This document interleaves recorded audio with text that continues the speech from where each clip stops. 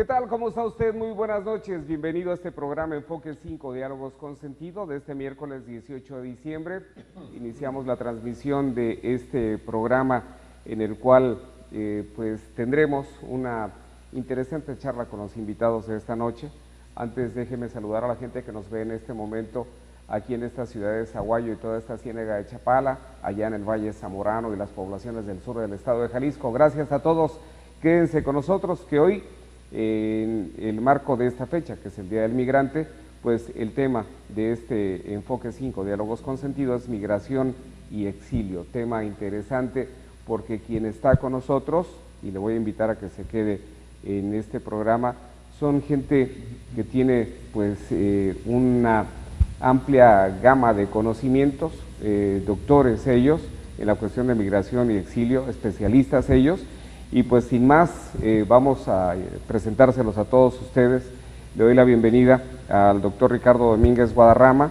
Él es investigador de la Unidad Académica de Estudios Regionales de la Coordinación de Humanidades de la UNAM, acá en el territorio Puma, en Jiquilpan. Aborda las líneas de investigación, migración de lo global a lo local, política pública migratoria en México, relaciones internacionales de América Latina y el Caribe, por mencionar algunas. Tiene a su cargo el proyecto de investigación del fenómeno migratorio de la zona centro-occidente de México desde una perspectiva global. Muy buenas noches, bienvenido, doctor Ricardo. Muchas gracias por el recibimiento, Charlie. Y también está con nosotros el doctor Jorge Hernández, destacado académico cubano de talla internacional, profesor e investigador, director del Centro de Estudios Hemisféricos y sobre Estados Unidos de la Universidad de La Habana. Bienvenido a México, bienvenido a Zaguayo, doctor. Muchas gracias Jorge. por la invitación y por tener esta posibilidad de compartir con los colegas. Gracias a usted, bienvenido. Está también en esta noche de Enfoque 5, Diálogos con Sentido, el doctor Adalberto Santana Hernández. Actualmente es el coordinador del Consejo Académico del área de las Humanidades y del Arte, es investigador del Centro de Investigaciones sobre América Latina y el Caribe de la UNAM. Sus principales líneas de investigación son pensamiento político latinoamericano, ideologías políticas en América Latina y el Caribe, y pensamiento político e ideologías en los países de Centroamérica y el Caribe. Doctor Adalberto Santana Hernández, muy buenas noches, bienvenido. Muy buenas noches, pues me siento muy complacido de estar aquí en Zaguayo, en tierra que nos ha dado muy buena acogida y que año con año estamos aquí en el coloquio que se organiza en la Unidad Académica de Estudios Regionales de la UNAM en Jiquilpan. Doctor, muchísimas gracias y pues esta es su casa. Está también esta noche de 18 de diciembre en este Enfoque 5 la doctora Margarita Aurora Vargas Canales, ella es investigadora del Centro de Investigaciones sobre América Latina y el Caribe de la UNAM. Sus principales líneas de investigación son pensamiento anticolonial en el Caribe insular francófono, historia política y social de Martinica y Guadalupe e historia política y social del Caribe insular. Doctora Margarita Vargas, bienvenida, muy buenas noches. Gracias, muy buenas noches. Saludo a su auditorio y me complace también mucho estar en esta reunión con colegas aquí en Zaguayo. Muchas gracias. Gracias a ustedes, tendremos mucho que aprender. El eslogan de este programa lo dice Diálogos con Sentido y hoy será Diálogos con Reflexión y Aprendizaje seguramente, ¿no? Y bueno, finalmente, y lo tengo que decir, para la gente de Zaguayo es una sorpresa, en uno de los programas anteriores tuvimos la oportunidad de platicar con el doctor Ricardo, la presencia del doctor Mario Magallón, zaguayense de nacimiento, filósofo de reconocido prestigio internacional, maestro en filosofía y doctor en estudios latinoamericanos por la UNAM, investigador del Centro de Investigaciones sobre América Latina y el Caribe, Mario Magallón Anaya. Bienvenido a su tierra. Tanto gusto, a mí me da mucho gusto venir a mi tierra porque solo venía esporádicamente y compartir en este espacio extraordinario de comunicación y de relación sobre los grandes problemas de la migración es una experiencia extraordinaria. Muchas gracias.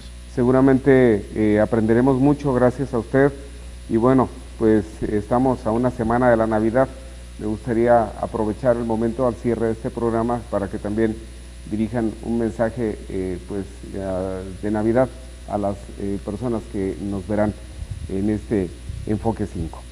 Y bueno, sin más preámbulos y agradeciéndoles su presencia esta noche con nosotros, aquí en este Canal 5 de TV Radio Occidente, pues hablar de migración y exilio es una gama amplia desde varias perspectivas. Podemos ver lo económico, lo social, lo cultural, un sinfín de cosas, la cuestión de violencia, pero vamos haciéndolo como cualquier gente en la calle le preguntaría a especialistas como ustedes.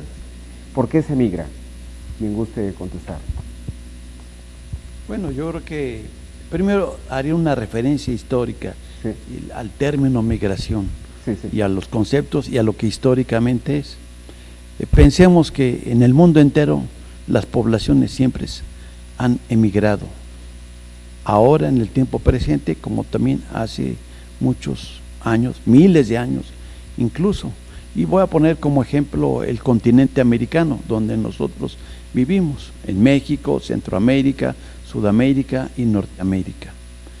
Originalmente en este continente no había población, no había seres humanos que vivieran, sino fue un proceso migratorio que vinieron del llamado Viejo Mundo y que cruzaron y empezaron a poblar este continente. Esos son los llamados pueblos originarios, que hoy los descendientes de estos pueblos originarios que migraron de Asia y que llegaron a este continente, pues son los purépechas, por ejemplo, los mayas, los incas, o sea, los pueblos tradicionales que han llegado aquí. Había un antropólogo muy bien identificado, brasileño, Darcy Ribeiro, que hablaba de 3 grandes grupos que han migrado a lo largo de la historia. Y en América esa fue la primera migración, y allá le decía Darcy Ribeiro los pueblos originarios. Y después llegan otros pueblos, ¿como cuáles? Bueno, los pueblos trasplantados, es decir, los que llegan a este continente. ¿Y quiénes son ellos? Pues los europeos, ya sean españoles, portugueses, franceses, italianos, que vinieron en distintas oleadas migratorias a través del proceso de la conquista. Pero también del Viejo Mundo vino otro grupo, que no eran los europeos, no eran los blancos, sino eran los africanos, en calidad de esclavos. Entonces estamos hablando de pueblos originarios, pueblos trasplantados, nos dice Darcy Ribeiro. Y el tercer elemento, ¿cuál es? Los pueblos nuevos, en los cuales los conformamos todos los que hoy en día somos mexicanos, centroamericanos, sudamericanos o norteamericanos. Esos son, en términos generales, los 3 componentes de un proceso migratorio. Entonces, cualquier sujeto allí en su casa, en su familia, en el trabajo, venimos todos de un proceso migratorio. Nadie es químicamente puro. Esa sería una explicación de manera muy general.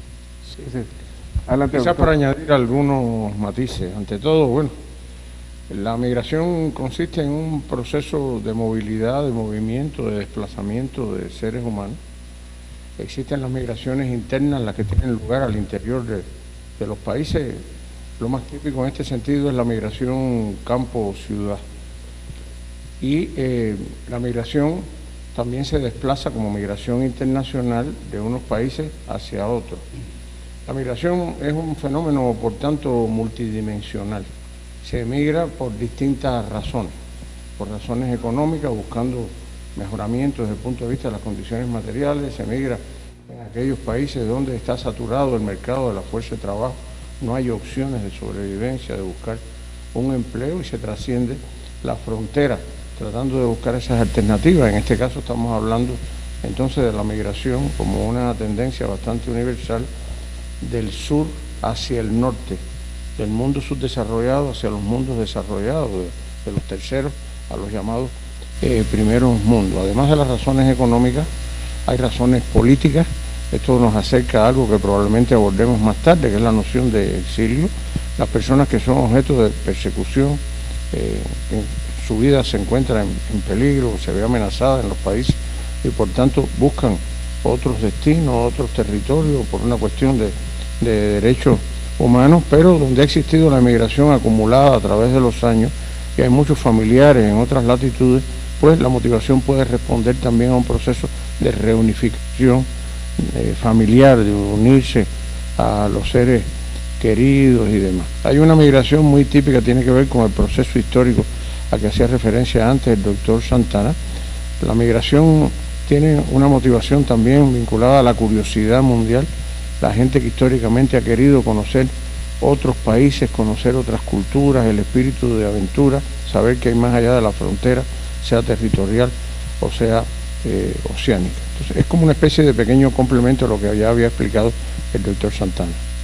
Yo quisiera señalar que en los últimos 15 años el hecho de emigrar se ha complejizado muchísimo, convirtiéndose en un fenómeno mundial, global, donde grandes masas de personas migran en condiciones muy difíciles, sobre todo por razones económicas o de violencia, de desplazamiento forzado. Y hoy por hoy es uno de los mayores problemas a nivel mundial a los que se enfrentan no solamente los gobiernos, sino las propias personas que migran y las sociedades de acogida.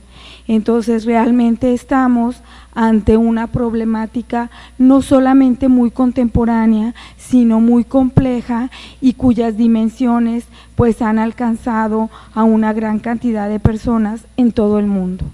Sí, ¿algo que quiera agregar, doctor Mario? Bueno, yo quisiera decir que se migra como algo connatural al ser humano. Es verdad, cuando uno piensa, la diferencia que hacía el doctor Jorge es una diferencia muy importante entre migración y exilio. Los motivos son de carácter económico, político, social, ideológico. Pero el éxodo, la raíz fundamental de él está radicada precisamente en lo político. Esa egiria, por ejemplo, importante de los salidos de Israel, ese gran camino, plantea un horizonte diferente. Esto que señalaba la doctora Margarita, ahora se ha complejizado. En 1996, la ONU plantea que del siglo XXI será el siglo de los grandes migraciones. Pero no solo eso, sino los problemas de agua, de medio ambiente, que todos son consecuencia que de alguna manera se vinculan también por las migraciones. El problema del hambre, marginación, la violencia, porque lo que usted planteaba, la violencia constituye un factor fundamental, básico, central.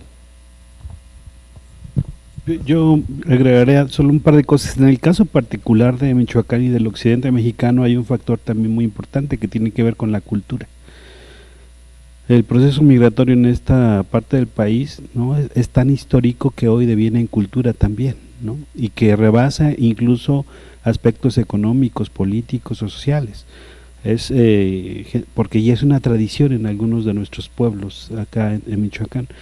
Y la otra cosa es que también ha habido un cambio en la característica del migrante en todo este tiempo, ¿no? Hasta hace unos años, en el pasado se decía, ¿quién migra?, ¿no? Pues los jóvenes, ¿no?, los solteros, ¿no? Y hoy, por ejemplo, tenemos una migración femenina, ¿no?, que incluso en algunos lugares ha rebasado a la migración masculina. Entonces también el proceso de migración ha tenido cambios en las características del migrante, ¿no? En este caso se hablaba mucho de que es un proceso natural del ser humano. Los factores son varios, pero pregunto también qué ventajas o qué desventajas puede traer la migración en ciertas culturas, en ciertas poblaciones. A ver, esto está en relación con la multicausalidad que tiene el proceso migratorio. Decíamos que es un proceso multidimensional.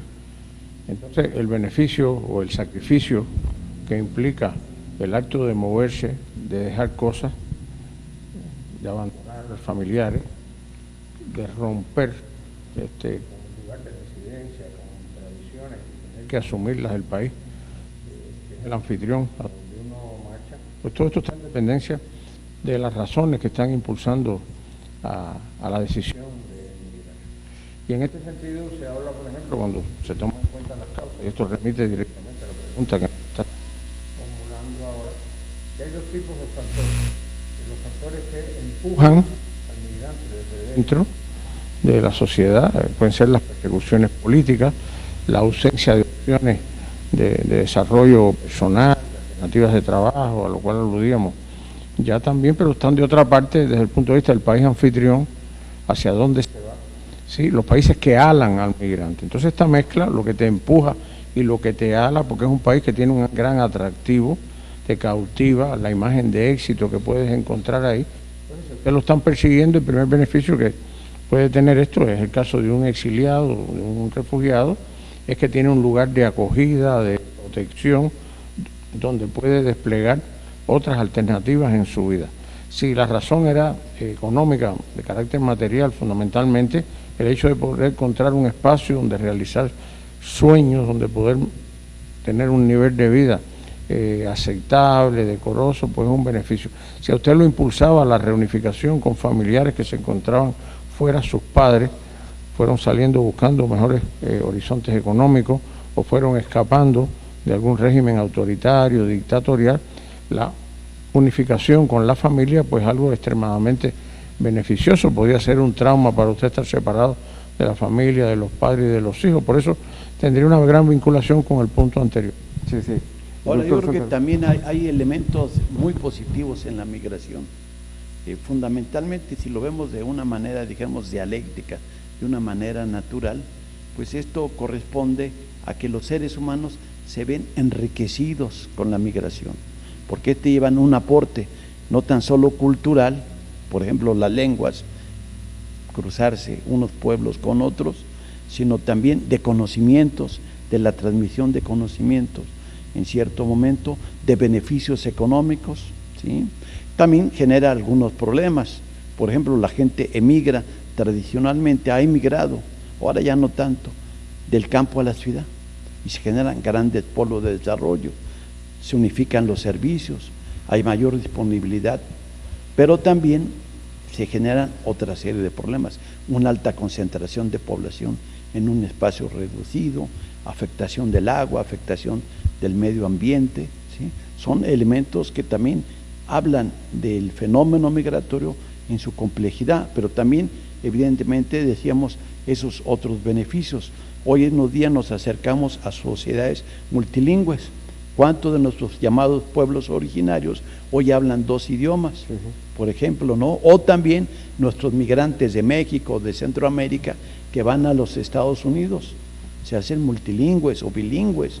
Sí, eso es parte. En Europa evidentemente ha sido mucho más rico esto porque son pequeños territorios. Nosotros tenemos grandes territorios en el continente americano y esto también va permitiendo una gran movilización de un lado al otro y va generando enormes riquezas, pero también enormes dificultades y también con ello, pues también daños en un cierto momento. Por ejemplo, si agarramos la prensa cotidianamente y encontramos de repente que una madre reencuentra a su hijo que fue migrante y que tuvo 10 años de no verlo, que no sabía de él, entonces eso también genera un daño al interior de la familia, pero también hay una recompensa para otros porque llegan remesas. Nuestros países, en el caso particular de México o en el caso particular de Michoacán, pues el incremento de las remesas estimula la migración, pero beneficia también el consumo de las familias. Entonces encontramos beneficios y contradicciones porque también hay daños en ese proceso migratorio. Muchas gracias, doctor. Doctora Margarita, ¿quiere usted decir algo acerca Sí, de eso? bueno, es cierto que el proceso migratorio pues conlleva beneficios y dificultades. Yo quisiera más bien hacer énfasis en la migración actual que se ha convertido en algo muy masivo porque son grandes cantidades de personas que emigran, sobre todo lo vemos hacia los Estados Unidos. Es decir, prácticamente de cualquier lugar del mundo quieren emigrar hacia los Estados Unidos. Ese es el sueño, el anhelo, la meta a seguir. Entonces, esto coloca a muchas personas en una situación al límite, porque generalmente están huyendo o de la violencia o de la falta de oportunidades económicas o de la desintegración política de sus propios estados, y entonces los coloca en una situación de vulnerabilidad muy difícil, para la cual no están preparados muchos de los gobiernos por donde van a transitar. Nuestro país es un caso de ellos, o sea, tanto en la frontera norte como sur se convierte esta migración en una situación prácticamente de crisis migratoria, porque no hay las instalaciones ni las políticas migratorias adecuadas para hacerles frente. Entonces, en ese sentido, se convierten también en una emergencia de carácter nacional. Gracias. Doctor Mario. Realmente el fenómeno de la migración se da de dos partes. Los que se quedan se insilian, los que se van se exilian. El factor fundamental es positivo o negativo. Esto que señalaba el doctor Santana respecto a la migración del campo a la ciudad prácticamente ya paró. Están en las urbes mundiales el 90% de la población, aunque permanece una parte profundamente explotada y excluida. Y surgen dos problemas fundamentales: lo que se llama glolocalismo en el proyecto de globalización por un lado, y por el otro la visión global del manejo del capital y la violencia. El problema de la migración trae implícitos compromisos políticos, sociales de exclusión, pero también tiene un factor importante de racismo. Son formas racistas, el caso, por ejemplo, de Trump, es algo ya viejo. Nadie soporta realmente, en el caso de la vida cotidiana, la extranjería obligada. Yo recuerdo el caso de Sócrates, que él prefirió ser condenado que ser totalmente excluido. Y la experiencia de los seres humanos implica este reconocimiento de la dignidad como personas. Hoy por hoy las condiciones no están dadas precisamente para eso. Las formas de contención en todas las fronteras de los países del cono norte son profundamente fuertes y están radicados racismo, violencia, exclusión, narcotráfico. Son problemas profundamente fuertes. Es cierto, las remesas son altísimas. El caso de Michoacán se calcula, hoy se señalaba un experto, que son más de 3.500 millones de dólares al año. El 3% del Producto Interno Bruto. 18%. Sí. De Michoacán. A nivel 3.3%, pero allí se combinan muchos otros factores que había que reflexionar real y profundamente. Tenemos que recuperar la dignidad como personas. Los que migran van por ideales, por muchas razones y motivos, o perseguidos políticos, exilio. Sin embargo, el factor fundamental es que el ser humano pierde un sentido de identidad, pierde un sentido de conciencia de su modo de ser y estar en el mundo, y es un problema existencial profundo. Entonces, hay que reflexionar sobre esto, porque la gente siempre se va de una situación de nostalgia. Su nostalgia, se llevan con ellos ideas, pensamientos, ideales, sensibilidades, expresiones culturales. Esto que señalaba el doctor Guadarrama, todo esto es parte de una cultura. La cultura todo lo abarca, todo está incluido en la cultura, porque es una forma de expresión de una comunidad humana, cualquiera comunidad humana que sea. Entonces tenemos que reflexionar muy seriamente sobre esto. Bien. ¿Algo que quiera abundar, doctor? Sí, yo solo, incluso un poco metodológicamente hablando, cuando se trata de ver las ventajas y desventajas, uno puede empezar como a segmentar a las migraciones, ¿no? Para un poco ir entendiendo cuáles son posibles ventajas y desventajas. Y ahora mismo pienso en esta migración calificada, ¿no? Y en este robo de cerebros que se da mucho, ¿no? Entre países desarrollados y países como los nuestros, donde la gente se prepara acá y termina en países como Estados Unidos beneficiando la economía de ese país, pues llevándose a mucha gente preparada, etcétera. Entonces, nada más metodológicamente me parece que puede ser mucho más sencillo hablar de pros y contras cuando se va segmentando a la migración, ¿no? Sí. Escuchaba hace un momento en las intervenciones que ustedes hicieron hablar de globalización y de hablar de políticas migratorias. ¿Les parece si tocamos esos dos puntos de una vez por todas? Porque decimos muchos, la globalización influye fuertemente en la migración, y ya escuchamos también que aunque la globalización no sea tan influyente, la migración es un proceso natural del ser humano, pero sí llega a influir de manera tal que haya países que dependan mucho de lo que es la cuestión migratoria, y en el caso de México, que somos ese puente de acceso para llegar a los Estados Unidos, ¿qué políticas migratorias tendrían que hacerse? Porque está polarizada esta cuestión. Yo creo que hay un elemento ahí clave. México es la frontera sur de los Estados Unidos, ¿sí?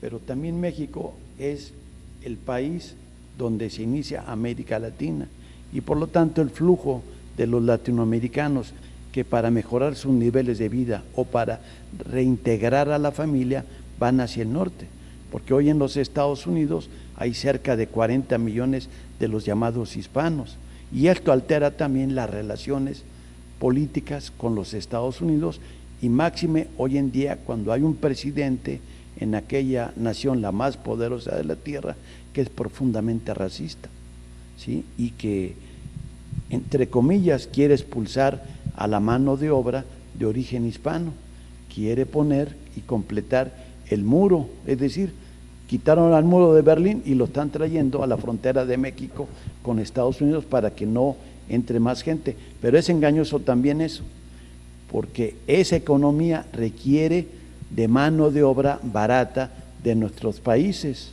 y entonces lo que ha puesto es esas barreras para abaratar más la mano de obra que necesitan esas economías, pero a su vez genera también otros problemas en esas visiones dominantes como la de Trump y de los circos conservadores norteamericanos. ¿Cuáles son? Son problemas culturales, esencialmente culturales. Ya lo veía, había un famoso profesor norteamericano ya muerto que sostenía la llamada amenaza hispana, es decir, los hispanos nos están invadiendo y hay que frenar esa amenaza hispana. ¿Por qué? Pues porque si la empleada doméstica habla español, viene de Guatemala, de México o de Honduras, los hijos de los anglosajones empiezan a aprender español o empiezan a comer maíz, empiezan a tener referentes culturales que no son los de una sociedad puritanista anglosajona, y entonces eso debilita la propia identidad anglosajona norteamericana al verse entonces culturalmente amenazados, y surge como una amenaza hispana. Y ese es el discurso que hoy nos encontramos contra los hispanos, con las deportaciones, es decir, ubicarnos como su amenaza, pero ningún pueblo amenaza a otro, al contrario, enriquece las formas culturales, enriquece la economía, enriquece el trabajo.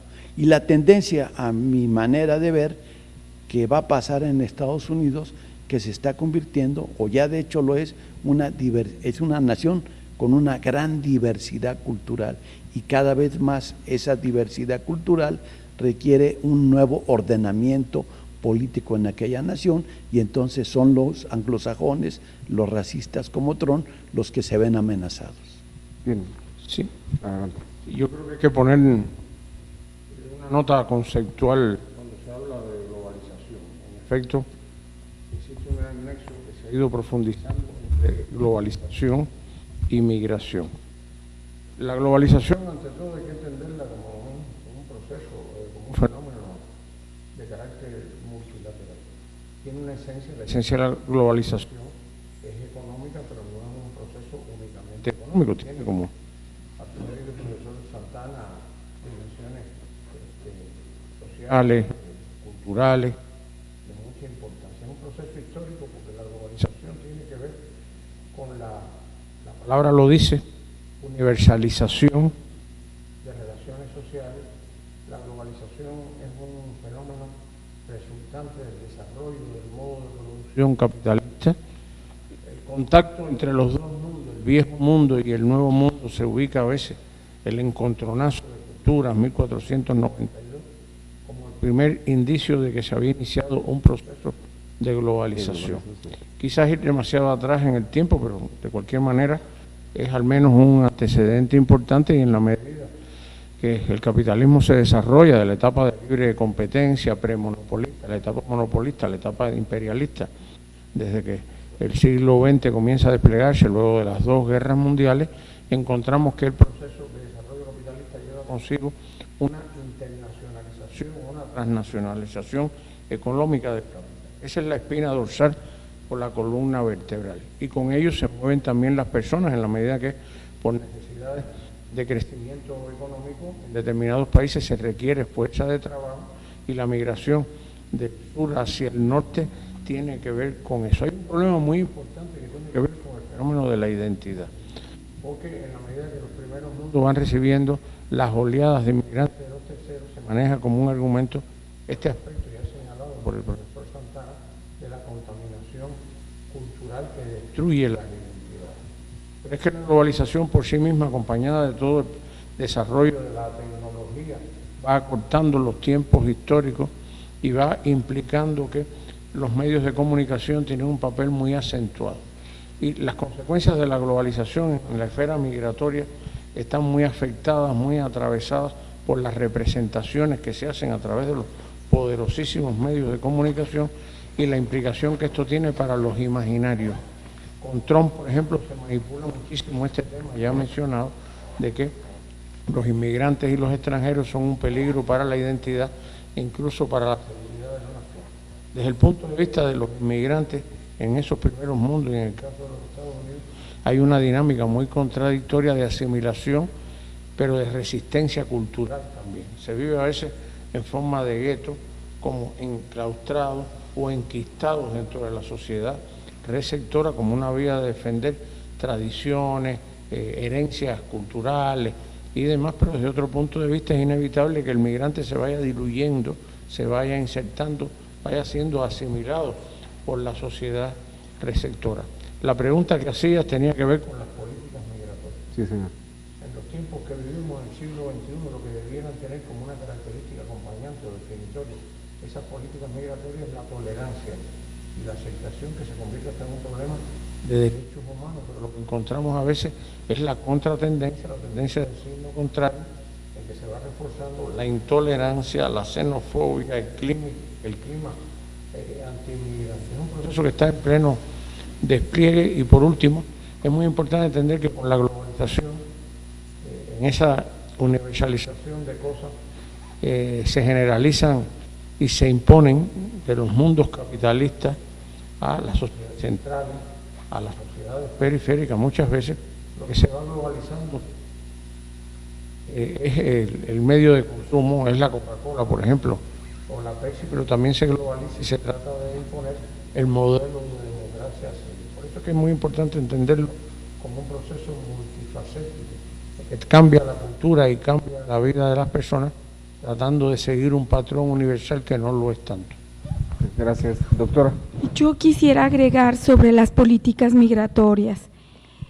Yo creo que hay, como lo ha señalado el profesor Hernández y el doctor Santana, también hay varios niveles, ¿verdad?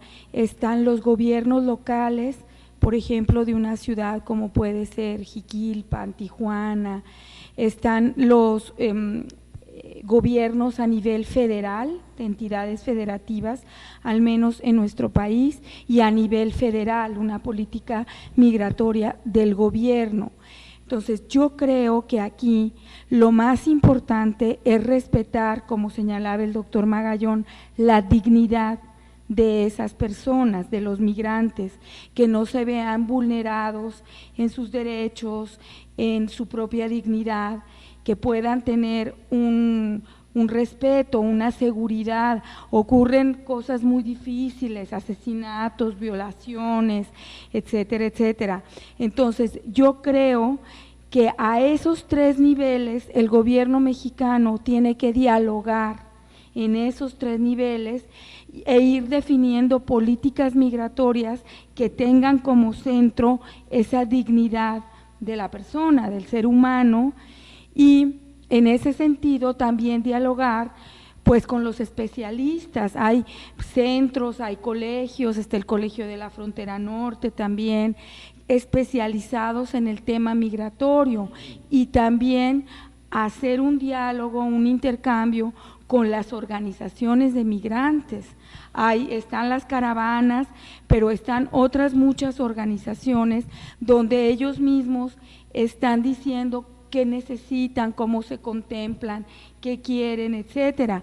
Y ahí también está toda la situación, en el caso específico de México, de los albergues de migrantes en las ciudades fronterizas. La gran mayoría de ellos están financiados, organizados por organizaciones religiosas, católicas o protestantes. Entonces tiene que ser un diálogo y un análisis muy profundo que permita diseñar esa política en esos 3 niveles, a nivel gubernamental, en el caso específico de México, y a nivel social con las organizaciones académicas y sociales que están en esa lucha. Bien, doctor Mario. Perdón, es una deformación profesional. Yo soy profe de corazón. Y yo tengo, cuando decía el doctor Santana, no se atrevió a decir que era Huntington, precisamente que plantea esta forma de exclusión, sobre todo los latinos. Huntington fue maestro de Fukuyama, que declaraba el fin de la historia recuperando lo que se planteaba respecto a la globalización. La globalización surge cuando se mueve desde el primer viaje de Marco Polo, que va a China, se amplían las formas comerciales y se extiende precisamente después la conquista de América. Se globalizan formas de vida, formas de relación e entendimiento, pero también relaciones de poder y dominio. Y las relaciones de poder y dominio son formas excluyentes, marginales, esclavistas. Profundamente se conquista, siempre la conquista es una relación de poder. Debe haber un horizonte que permita establecer estas relaciones necesarias, lo que se llaman éticas mínimas. ¿Cuáles son los principios fundamentales para establecer relaciones de convivencia? Ahorita el caso que se ha estado señalando, todas esas negociaciones es hacia adentro de nuestro país, pero hacia afuera, hacia precisamente con Trump, es prácticamente imposible la negociación. No hay negociación, siempre con las relaciones de poder y dominio que tienen carácter económico. El mismo Trump dobló con la amenaza permanente de aumentar impuestos, de no permitir la salida. Entonces, incluso la salida de remesas, que es prácticamente imposible. Entonces, yo creo que esto tenemos que hacer una relación de diálogo, de entendimiento con dignidad. Esto yo lo recuerdo muy bien cuando realmente uno de los políticos mexicanos más importantes planteaba una crítica al caso especial de Marcelo Ebrard, cuando se aceptaron todas las condiciones donde no se respetaba una tradición migratoria mexicana. Todas las propuestas fundamentales de la migración sobre principios que respetan derechos, dignidad, el respeto del otro, el reconocimiento. Y ha tenido impactos profundos. La venida de Evo, la influencia de los medios, el control de las conciencias, ha generado una forma de xenofobias brutales. Entonces, yo creo que desde dónde tenemos que hacerlo. Ya no es fácil plantear, debe ser una forma integral, una relación de dignidad. Hace muchos años, en los 90, se planteó que había que desaparecer la ONU por ineficiente. por incapacidad de negociar una relación más o menos integrada y democrática. Se plantea el concepto de democracia, la democracia es europea, es occidental, pero esta relación de gobierno es una relación de comunalidad, de entendimiento común. Ahora se requiere reformular ciertas propuestas que permitan una relación de comunicación. Las fronteras, nosotros encontramos que esto que se llamaba de la mano de obra, el contrato de mano de obra, ahorita vamos a ir a otro problema, si nos da tiempo, a otro problema que se está presentando ahora. Pero la mano de obra en este momento va a ser cuestionada. Viene la quinta transformación, donde realmente la participación de la mano de obra es muy reducida a nivel científico y tecnológico. ¿Y dónde queda el ser humano? Decía Hannah Arendt, la escoria ya no es lumpenproletariado, la vieja tesis de Engels, sino es excedente sobrando, esa basura. Es intolerable que el ser humano sea colocado en esa situación. Eso es en el momento que nos está colocando. Globalizar, la forma que están globalizando y universalizar, como se pretende universalizar principios y formas, son prácticas totalitarias. Entonces tenemos que tener mucha claridad respecto de esto, si no de otra manera tendemos a caer en el discurso del dominador. ¿Verdad? Bien, el tiempo se nos va, ¿les parece si le damos un poquitito de celeridad? Porque hay algo que quiero hablar acerca o preguntar o que darles pie para que ustedes puedan enriquecernos con su experiencia, con sus conocimientos acerca de, ya se habló varias veces de Evo Morales, ya también el doctor Mario hablaba de las cuestiones mediáticas, cómo influyen. Por aquí tengo un guión que me hizo favor el doctor Ricardo de traer acerca de lo que es el exilio, y bueno, ¿qué les parece si tocamos de manera somera o tocan ustedes de manera somera lo que es exilio, asilo y refugio, el caso de Evo Morales y el impacto que generan las redes sociales, los medios, para polarizar ideas? Por favor, si alguien quiere iniciar. Sí, me parece bien. Me gustaría plantear que la migración es, en términos generales, un desplazamiento de una persona o de un grupo de personas hacia otra región donde no ha vivido o donde es desplazada para trabajar, para vivir, estudiar. Pero hay otra particularidad, que es el refugio, que es el exilio, ¿sí?, que es esencialmente un fenómeno político, el desplazamiento de una persona o de un grupo de personas por una situación política que se ve obligada a desplazarse a un lugar distinto al que está viviendo o en el que residía. Y para ser más concretos, en estos días hemos visto el asilo que recibió en México el presidente de Bolivia, Evo Morales.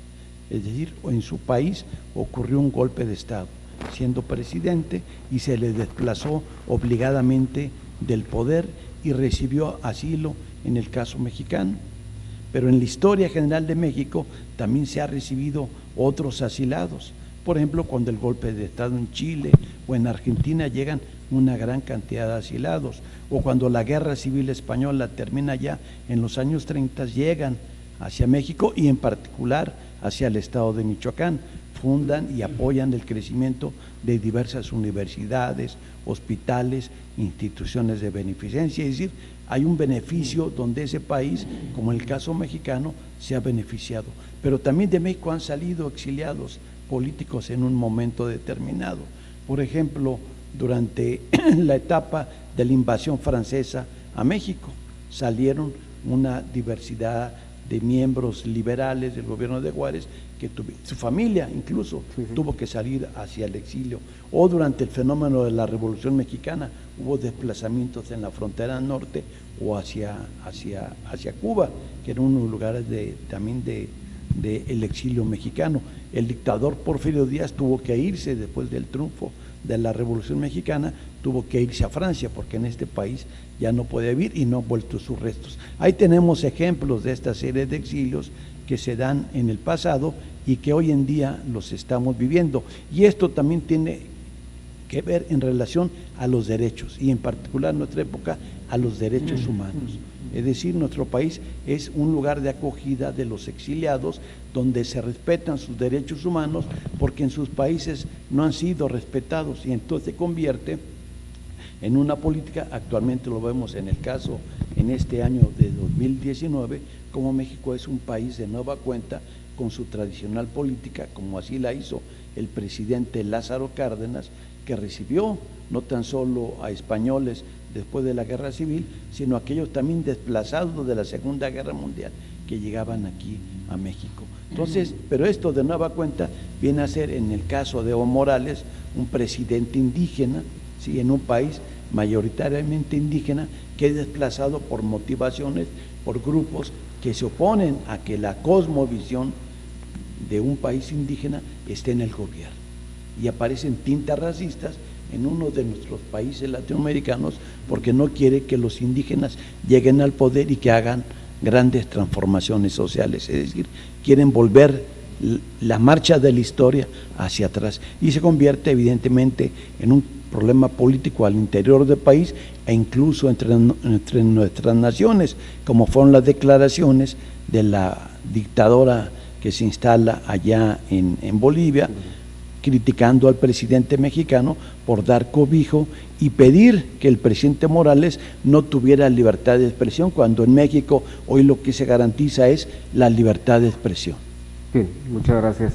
Sí, la distinción y relación entre exilio y migración es de una importancia extraordinaria. Quizás algunas notas al pie de página de lo que explicaba ya el doctor Santana.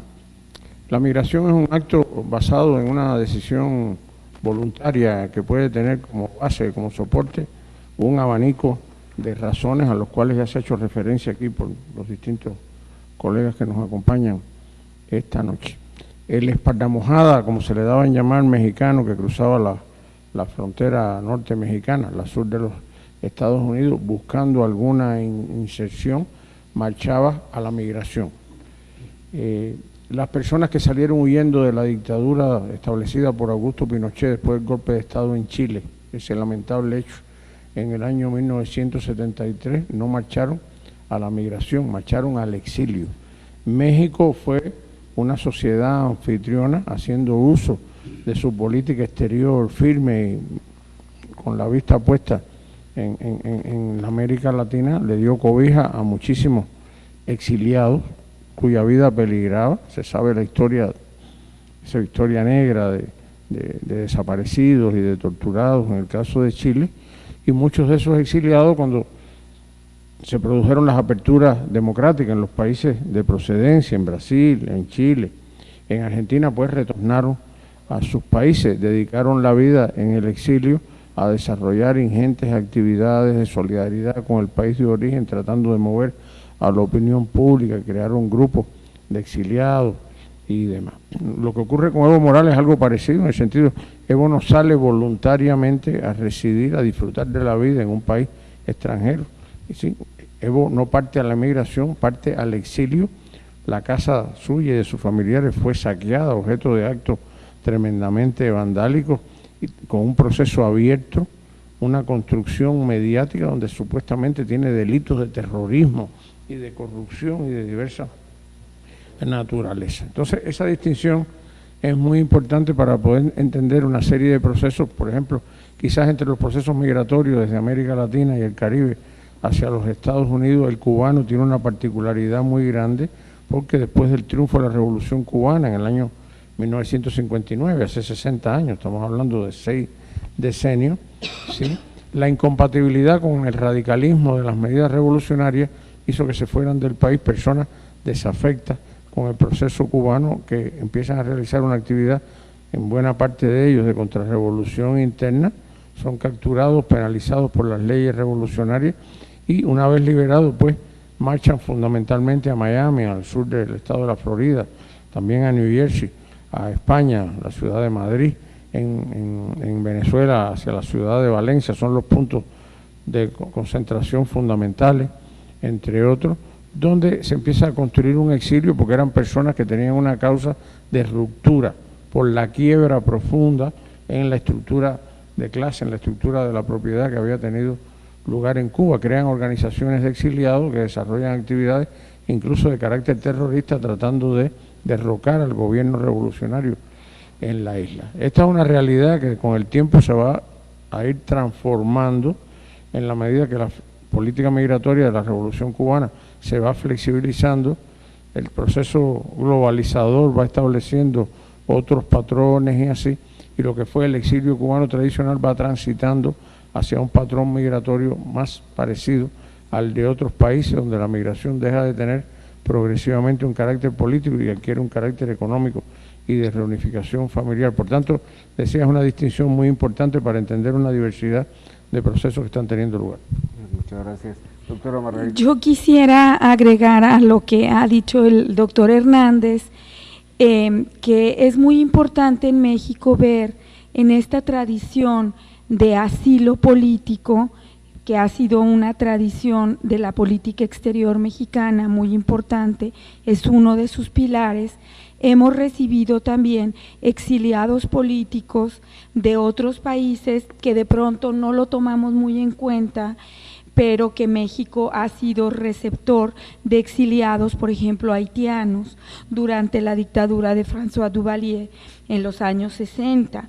No fue una migración muy numerosa como pudiera ser la argentina o la chilena en la década de los 70, pero que enriqueció evidentemente la vida política, cultural, incluso económica de nuestro propio país.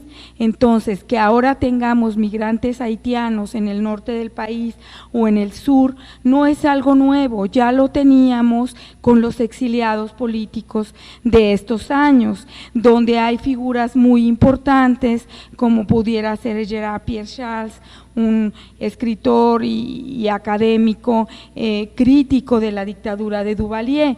Entonces, regresando a su pregunta anterior, pues nuestro país se ha visto enriquecido por todos estos exilios, por todos estos personajes importantes, no solamente académicos reconocidos, sino trabajadores, gente formada en ideas políticas, que le han dado una gran riqueza a nuestro país, y en ese sentido, por eso es importante seguir defendiendo esa tradición de asilo político en México a través de su política exterior. Muchas gracias, doctor Mario. Realmente yo quisiera que nos detuviéramos un poco de los espacios de refugio. Los refugios en el mundo son formas de exclusión, formas de esclavitud, formas de denigración humana. Los hay en África, los hay en los países orientales, los hay en Europa, y los hay. El caso particular no se da el fenómeno del caso de los haitianos, porque no son las zonas de refugio. Son formas de reservación y de exclusión racista. Tenemos que hacer diferenciaciones conceptuales precisas, porque nos lleva realmente a problemas de confusiones teóricas y formas de entender y explicar. Entonces, no podemos meter en un cajón desastre todos los términos. Tenemos que hacer un esfuerzo para poner cada cosa en su lugar. Por eso el llamado de atención del doctor Guadarrama es una propuesta metodológica para analizar el horizonte fundamental. El caso particular de México, la doctrina Estrada. La doctrina Estrada defiende derechos, igualdad, justicia y equidad.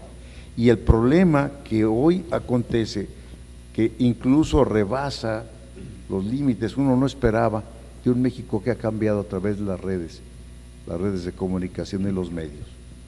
Aquí aparece un problema, el problema del control de los medios desde las grandes nubes, desde las formas de control, de las formas ideológicas y políticas de los grandes países industriales e imperiales. Entonces, ¿qué se generó? Se generó casi una oposición, se construyó una oposición totalmente contra la recepción del caso de Evo Morales. Sí, ¿verdad? Hay una pérdida de memoria. El problema de un pueblo que pierde su memoria es un pueblo que pierde su tradición. Tenemos que considerar la tradición, es reconocimiento, imaginarios sociales, concepciones del mundo, realidades concretas. Y lo que pasa, lo que pasó en México, la mayoría de la gente, de las gentes, incluso con distintas preparaciones, eso tuvo que ver, lo voy a decir con toda pena, mucho que ver los partidos de oposición. No ven la intencionalidad ética, sino la ventaja política. Y podemos hablar de PRD, PAN, incluso alguna gente de los morenos. Entonces, se pierde el horizonte porque las reuniones de las cámaras, en el caso particular de México, son reuniones que hay oposiciones y que manejan más emociones que razones. Las emociones son importantes, pero no suficientes cuando se nos presenta problemas de esta magnitud. Bien, pues el tiempo se nos ha terminado, nos queda, no sé, no llegamos yo creo que ni al 40% de lo que queríamos platicar, pero ya no es cliché, pero es una verdad, el tiempo es el peor enemigo de la televisión. Y yo quiero agradecer primero que nada a producción que no nos haya permitido entrar ni siquiera a un corte comercial para poder platicar con ustedes y abarcar lo más posible. Invitados nuevamente cuando vuelvan a estar por aquí en estos lugares, con toda la confianza del mundo, esta es su casa, a venir a hablar de esto que es tan rico, de esto con lo cual puedo concluir yo con una frase muy corta: somos una humanidad migrante que desafortunadamente a través de esa migración ha perdido identidades y culturas, y a través de esa pérdida de identidades y culturas ha perdido sus valores y ha denigrado a la propia humanidad. Bueno, más por último quiero agradecerle a usted que nos haya invitado y demostrar cómo nosotros, los profesores, los académicos universitarios, especialmente de la Universidad Autónoma de México, Nacional Autónoma de México, de la Universidad de La Habana, pues nos ha dado este espacio para comunicarnos y ver nuestra intencionalidad en el sentido de reflexionar sobre nuestros grandes problemas y darle una respuesta a ellos. El agradecido es su servidor, que a través del doctor Ricardo nos hizo favor de traerlos. El agradecido es con la Universidad Nacional Autónoma de México, su servidor y esta empresa, TV Occidente, en especial este Canal 5, por las facilidades que nos dieron en esta ocasión de que estuvieran para acá. Hoy fue una mesa redonda, más que mesa redonda, fue un diálogo con sentido de carácter internacional, y pues es simplemente agradecerles una vez más. Se aprende mucho. Yo en lo particular me voy con muchísimas ganas de seguir aprendiendo. Ojalá que regresen con nosotros. El tiempo se nos termina y pues quiero empezar ahora con el doctor Mario, que está aquí en su casa y que pues a 8 días de pues las Navidades dé un mensaje de Navidad a la gente que nos ve. El mensaje que puedo dar es que sean felices, que vivan en las... Se decía que podemos ser ateos, pero necesariamente tenemos que ser laicos, aceptar todas las formas de creencia, pero que sean felices, que tengan la oportunidad de ser felices, porque la felicidad es demasiado efímera. Felicitaciones, paisanos. Muchas gracias, doctor Mario. Doctora Margarita, por favor, un mensaje navideño a una semana ya. Pues a su auditorio un saludo, y yo creo que estas fechas son importantes también para reflexionar sobre la gente que la está pasando mal, que sufre, que tiene necesidades que no son resueltas, y yo creo que tomar un poco más de conciencia que tenemos que formar una sociedad menos individualista, menos egoísta, que sea capaz de compartir, de tolerar, de ayudar y ser más solidarios. Gracias. Doctor Santana. Bueno, aparte de haberle agradecido, pues mandarle un saludo a miembros de la comunidad de Zaguayo, de Jiquilpan y sus alrededores, porque siempre que hemos venido nos han recibido con mucho entusiasmo y deseamos que para esta fiesta decembrina les vaya muy bien, que es nuestro mejor deseo. Muchas gracias. Doctor Jorge. Sí, bueno, quizás sumarme a un pensamiento de ese filósofo mexicano muy sabio y de base popular, que fue Mario Moreno. Tenía una frase que decía que el deber del hombre en la vida es ser feliz y hacer feliz a los demás. Lo que deseamos es que se sumen también todos los pobladores de Zaguayo, de Michoacán, de México y de esa gran nuestra América a ese sentido. Muchas gracias. Doctor Ricardo. Pues aprovechando el tiempo, y seguramente acá en Zaguayo, Jiquilpan y los alrededores están recibiendo mucha de su familia que viene de los Estados Unidos, sí. Y pues desearles que tengan un maravilloso encuentro en familia, que todo les valga bien, que les vaya bien y que el próximo año también pinte con siempre mejores deseos. Bien, pues de parte de Enfoque 5, Diálogos con Sentido, que tengan unas fiestas decembrinas muy familiares, y bueno, que recordemos que tal vez en nuestro camino encontramos a la gente que es migrante, que tendamos la mano y que sepamos que es un ser humano igual que nosotros, y que no solamente por el hecho de ser Navidad demos o seamos empáticos con ellos, sino siempre, porque tal vez mañana no sabemos si los que estemos de errantes en este mundo seamos nosotros y queremos que nos traten igual. Muchísimas gracias, gracias doctor Ricardo, doctor Jorge, doctor Santana, doctora Margarita, doctor Mario, por haber estado con nosotros, y a usted que esta noche de 18 de diciembre, en el Día del Migrante, el tema fue migración y exilio, nos acompañaron grandes personalidades. A usted le deseo que tenga la mejor de las noches, que se la pase bien, cuídese mucho, y pues el próximo miércoles nos vemos en un Enfoque 5 más. Gracias.